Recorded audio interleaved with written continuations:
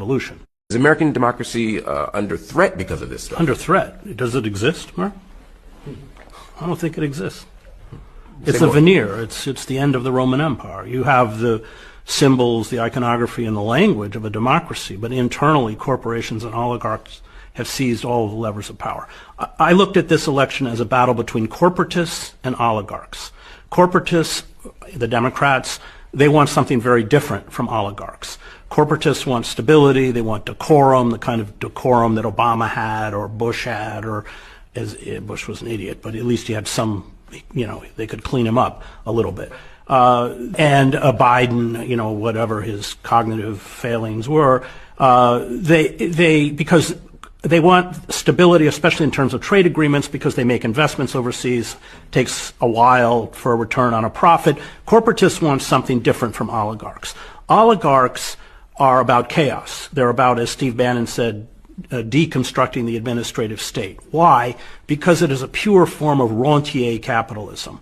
And by that I mean that they make their money by setting up toll booths, Amazon, all of these digital media platforms. It's not about producing goods.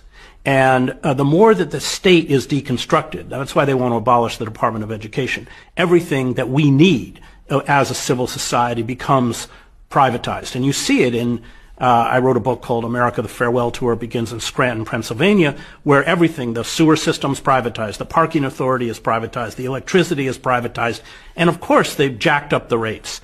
And the services are not very good.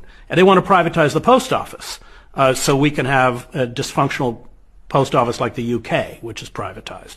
And so that's what oligarchs want. And the oligarchs have won. They won. And, but that's what this battle was about in terms of if we strip away its, the kind of trivia or the, cultural differences between the two parties. That at its core was what it's about. And so we have, as you point out, we have now an oligarchic system. But as Aristotle wrote, once you create an oligarchic system with those kinds of inequities, then your only two choices are tyranny or revolution. Is American